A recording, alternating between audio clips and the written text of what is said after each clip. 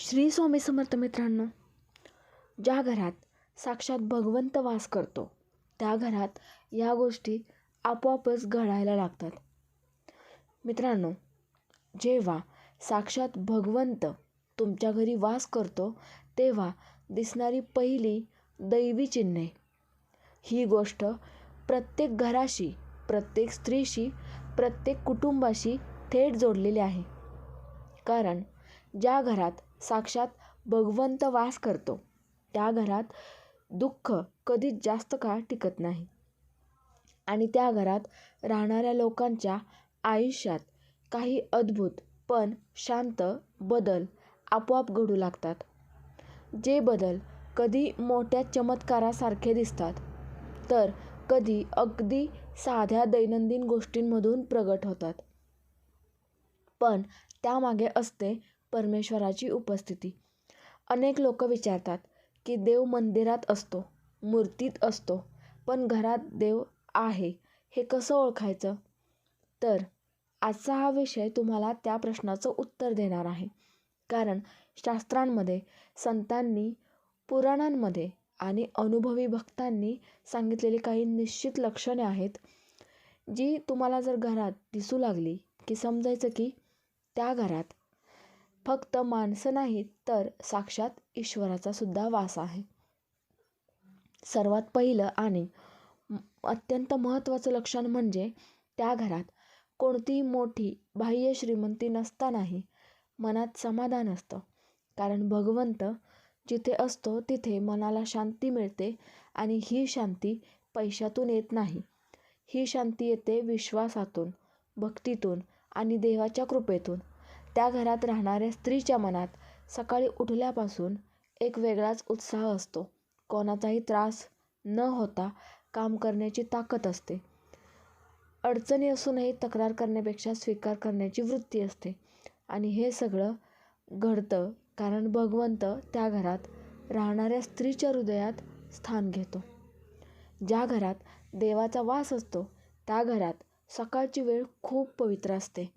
पहाटे वातावरण शांत असतं, नकारात्मक विचार आपोआप दूर राहतात आणि कोणतीही मोठी पूजा न करता सुद्धा त्या घरात एक सकारात्मक ऊर्जा सतत फिरत असते.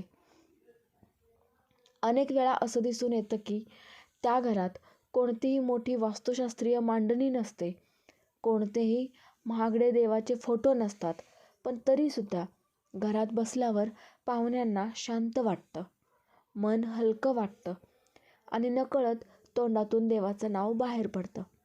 हे लक्षण फार मोठं असतं. ज्या घरात साक्षात भगवंत वास करतो त्या घरात भांडणं कमी होत जातात.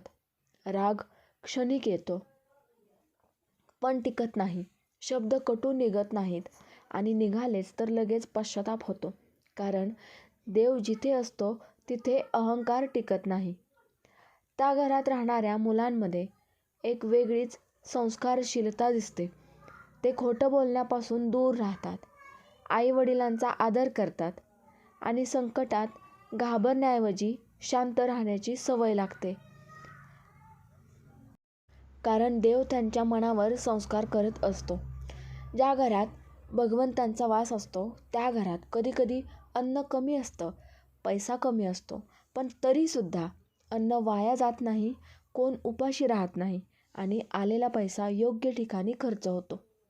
कारण लक्ष्मी देखील नारायणाबरोबरच तिथे स्थिरावलेली असते. अनेक स्त्रिया सांगतात की अचानक त्यांच्या घरात दिवा आपोआप शांतपणे तेवत राहतो. वारा नसतानाही तो विझत नाही. अगरबत्तीचा सुगंध जास्त वेळ टिकतो आणि घरात येणाऱ्या लोकांना काहीतरी वेगळंच वाटतं.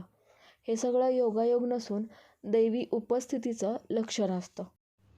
ज्या घरात देव वास करतो त्या घरात संकटं येतात पण ते घर तोडत नाहीत. आजार येतात पण माणसं खचत नाहीत. अडचणी येतात पण मार्गही आपोआप मिळतो.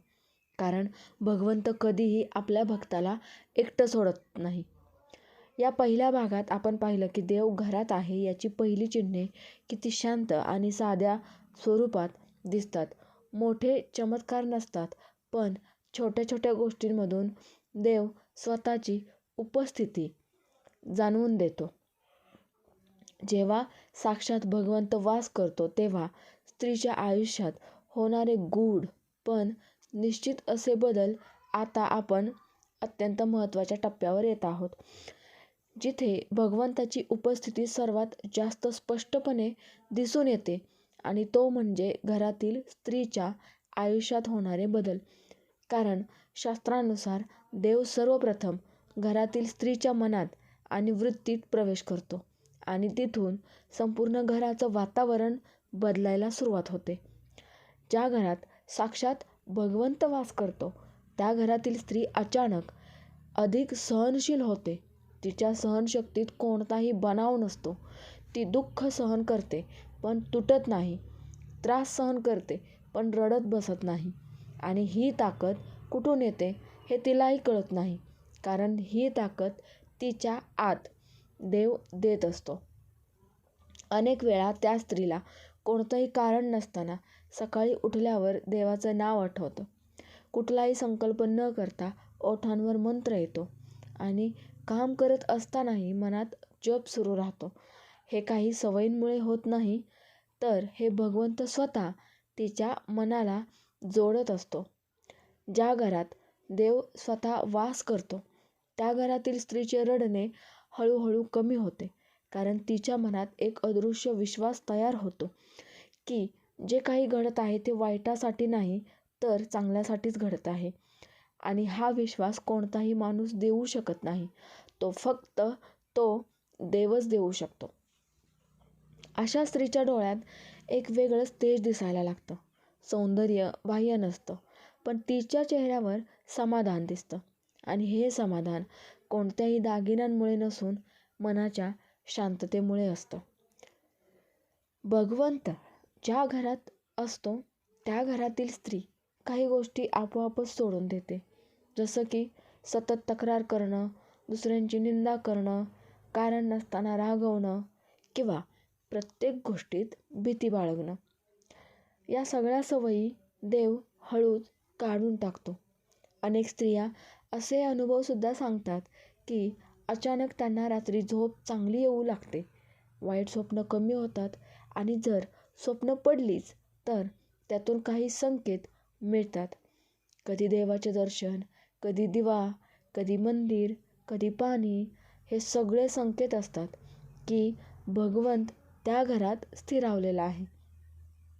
ज्या घरात साक्षात भगवंत वास करतो त्या घरातील स्त्रीचं बोलणं बदलतं. तिच्या शब्दांमध्ये आशीर्वाद असतो आणि म्हणूनच तिच्या तोंडातून निघालेलं वाक्य अनेक वेळा खरं ठरतं, कारण देव तिच्या वाणीमध्ये वास करतो. त्या घरात देव असल्याचं आणखी एक मोठं लक्षण म्हणजे त्या स्त्रीच्या हातचं अन्न चवीला वेगळं लागतं. अगदी साधं भाजी भात असला तरी समाधान मिळतं, कारण अन्नात प्रेम असतं आणि प्रेमात देव असतो. अनेक वेळा असं दिसतं की त्या घरातील स्त्री पूजा करत नाही, नियमाने व्रत करत नाही, तरीसुद्धा तिच्या मनात कोणाचं वाईट नसतं. आणि शास्त्र सांगतं की जिथे मन पवित्र आहे तिथे देव आपोआपच येतो. भगवंत घरात असताना स्त्रीच्या आयुष्यात संकट थांबत नाहीत, पण त्या संकटांवर मात करण्याची शक्ती मिळते. आजारपण येतं पण धैर्य सुटत नाही, आर्थिक अडचण येते पण विश्वास ढळत नाही, कारण देव तिच्या पाठीशी खंबीर उभा असतो. अनेक स्त्रिया सांगतात की अचानक त्यांना काही गोष्टी कराव्याशा वाटत नाहीत, जसं की खोटं बोलणं, कोणाचा अपमान करणं किंवा वाईट विचार करणं. हे सगळं देव स्वतः थांबवतो आणि हेच त्याचा सर्वात मोठा चमत्कार असतं. या भागात आपण पाहिलं की जेव्हा साक्षात भगवंत घरात वास करतो तेव्हा सर्वात आधी घरातील स्त्रीच्या आयुष्यात सूक्ष्म पण अत्यंत प्रभावी बदल होतात. आणि हे बदल लक्षात आले की समजायचं की देव त्या घरातून कधीच जाणार नाही. मित्रांनो, साक्षात भगवंत ज्या घरात वास करतो, भगवंत त्या घरात असताना दिवसा आणि रात्री दिसणारी गूढ चिन्हे आणि वस्तूंमधून मिळणारे दैवी संकेत हे आपण पाहू. आता आपण त्या टप्प्यावर आलो आहोत जिथे देवाची उपस्थिती फक्त मनात नाही तर घरातील प्रत्येक कोपऱ्यात, प्रत्येक क्षणात जाणवू लागते. कारण जेव्हा साक्षात भगवंत घरात वास करतो तेव्हा तो फक्त पूजा घरापुरता मर्यादित राहत नाही, तर संपूर्ण घर त्याचं मंदिर बनवतो. अशा घरात सकाळचा उजेड वेगळाच वाटतो. सूर्यप्रकाश घरात येताना अधिक शांत भासतो. पक्ष्यांचे आवाज जास्त गोड वाटतात आणि कोणतीही बाह्य कारणं नसतानाही मन प्रसन्न राहतं. हे सगळं कारण देव त्या घरात दिवसासुद्धा आपली उपस्थिती जाणवून देत असतो. ज्या घरात भगवंत वास करतो त्या घरात दिवा लावताना एक वेगळाच भाव येतो. हात आपोआप जोडले जातात आणि कोणतीही मागणी न करता फक्त कृतज्ञता व्यक्त होते. कारण देव त्या घरात असतो तेव्हा मागण्या कमी होतात आणि स्वीकार वाढतो. अनेक वेळा असं दिसून येतं की त्या घरात अचानक एखाद्या देवाचं नाव कानावर पडतं. टीव्हीवर, रेडिओवर किंवा कोणाच्या तोंडून अगदी योग्य वेळी. आणि हा योगायोग नसून देव स्वतः आपली आठवण करून देत असतो. रात्रीच्या वेळेस ज्या घरात साक्षात भगवंत वास करतो त्या घरात अंधार असूनही भीती वाटत नाही. घर शांत असतं, झोप लागते आणि झोपेत असतानाही एक अदृश्य संरक्षण कवच असल्याची जाणीव होते. कारण देव रक्षक म्हणून उभा असतो. अनेक भक्त अनुभव सांगतात की अशा घरात रात्री अचानक जाग आली तरी घाबरगुंडी होत नाही. उलट मन शांत राहतं आणि देवाचं नाव आपोआप ओठांवर येतं. हे लक्षण फार मोठं असतं, कारण देव झोपेतसुद्धा मन सोडत नाही. घरातील वस्तूसुद्धा देवाची उपस्थिती दर्शवतात. जसं की पूजाघरातील मूर्ती किंवा फोटो अधिक तेजस्वी दिसू लागतात. दिवा जास्त वेळ तेवत राहतो. अगरबत्तीचा सुगंध घरभर पसरतो आणि हे सगळं कोणत्याही कृत्रिम कारणांशिवाय घडतं. ज्या घरात भगवंत वास करतो त्या घरात वस्तू वारंवार तुटत नाहीत, हरवत नाहीत आणि हरवल्या तरी योग्य वेळी परत मिळतात. कारण देव त्या घरात अव्यवस्था टिकू देत नाही. अनेक वेळा पाणी, दूध किंवा अन्नाबाबत छोटे संकेत मिळतात. जसं की उकळताना सांडू न देणं, अन्न वाया न जाणं किंवा कमी अन्न असूनही सर्वांची तृप्ती होणं. कारण अन्नात देवाची कृपा मिसळलेली असते. ज्या घरात साक्षात भगवंत वास करतो त्या घरात चुका होतात, पण त्या चुका फार मोठ्या नुकसान करत नाहीत. कारण देव त्या घरातील लोकांना सतत सावध करत असतो. योग्य वेळी योग्य माणूस भेटतो, योग्य सल्ला मिळतो आणि मोठा अनर्थ टळतो. अशा घरात वाईट लोक फार काळ टिकत नाहीत. नकारात्मक व्यक्ती आपोआप दूर होतात आणि जे राहतात ते बदलायला लागतात. कारण देवाच्या उपस्थितीत नकारात्मकता सहन होत नाही. घरातील मुलंसुद्धा देवाची उपस्थिती जाणवतात. कधी अचानक देवाच्या मूर्तीसमोर बसतात, कधी मंत्र गुणगुणतात आणि कधी कोणालाही न शिकवता चांगल्या वागणुकीकडे झुकतात. कारण देव त्यांच्या निष्पाप मनाशी थेट संवाद साधत असतो. आपण पाहिलं की जेव्हा साक्षात भगवंत घरात वास करतो तेव्हा फक्त मन नाही तर दिवस, रात्र, वस्तू, वातावरण सगळीकडे त्याची छाया जाणवते.